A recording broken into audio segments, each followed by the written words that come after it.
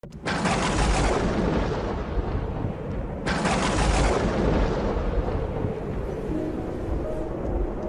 ce temps-là, les disciples s'approchaient de Jésus et lui dirent : « Pourquoi leur parles-tu en parabole ?» Il leur répondit : « À vous, il est donné de connaître les mystères du royaume des cieux, mais ce n'est pas donné à ceux-là. À celui qui a, on donnera, et il sera dans l'abondance. Et celui qui n'a pas, on enlèvera même ce qu'il a. Si je leur parle en parabole, c'est parce qu'ils regardent sans regarder, et qu'ils écoutent sans écouter ni comprendre. Ainsi s'accomplit pour eux la prophétie d'Isaïe. Vous aurez beau écouter, vous ne comprendrez pas. Vous aurez beau regarder, vous ne verrez pas.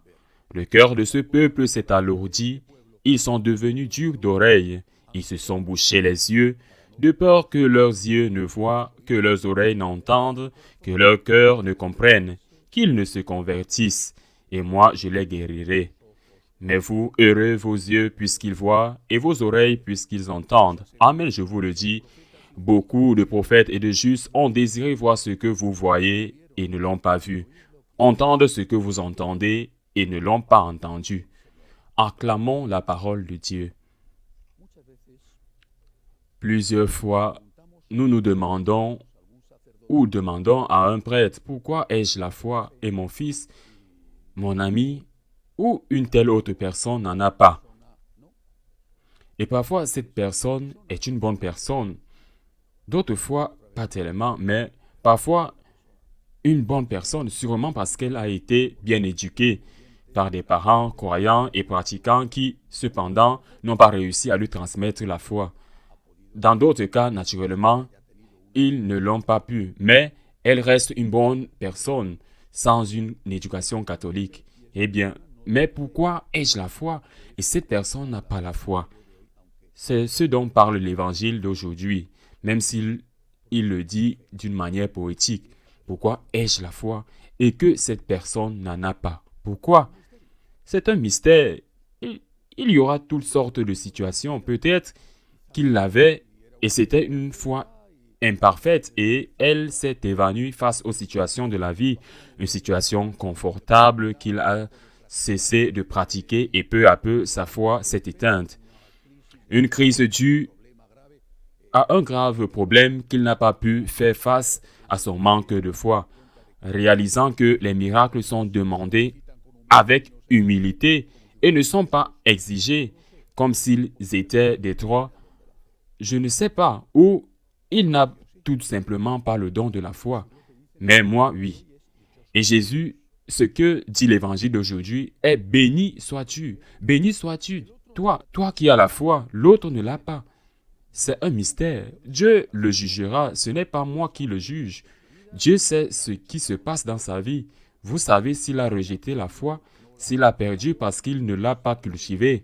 Dieu le sait et Dieu jugera. Je ne sais pas qui juge, mais je sais que j'ai la foi et que je dois me sentir chanceux, heureux, et que je dois donc être cohérent avec le don reçu. J'ai la foi. Est-ce que je me comporte comme quelqu'un qui a la foi?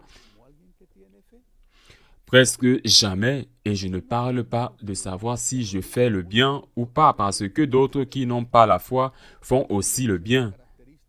Quelle devrait être la caractéristique qui distingue celui qui a la foi de celui qui n'en a pas?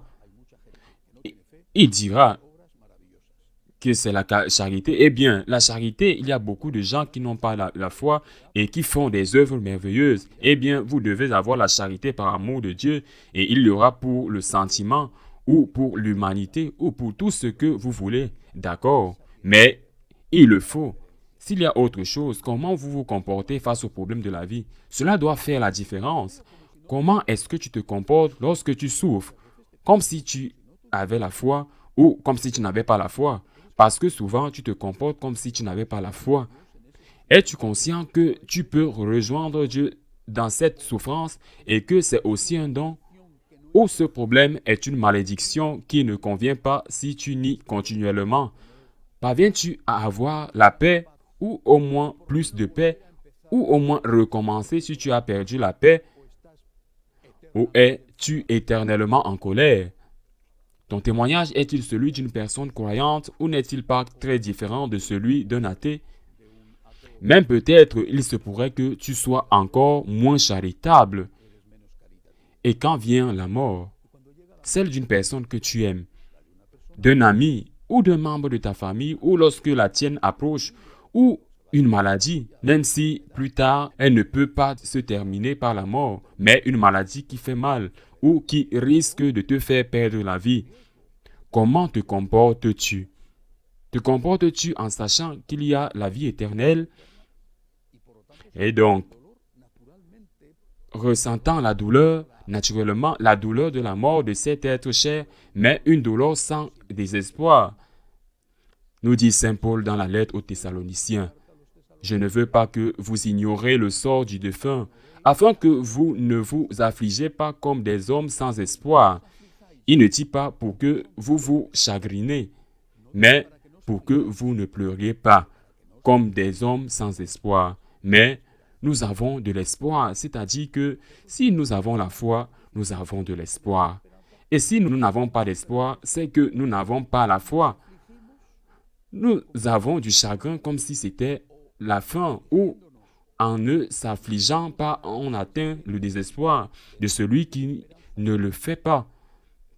L'espoir, la foi, on la met à l'épreuve dans les moments d'obscurité, car c'est dans l'obscurité qu'il faut de la lumière et l'obscurité fait la douleur, la souffrance, l'incertitude, la mort.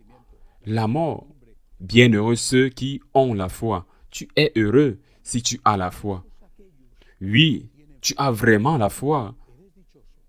Te comportes-tu vraiment comme quelqu'un qui a la foi? Dans la joie et la peine, dans le succès et l'échec, dans la maladie et la mort, te comportes-tu comme quelqu'un qui a la foi? Et cela te semble étrange que ceux qui t'entourent et te voient et te connaissent et savent que tu vas à la messe et que tu as soi-disant la foi.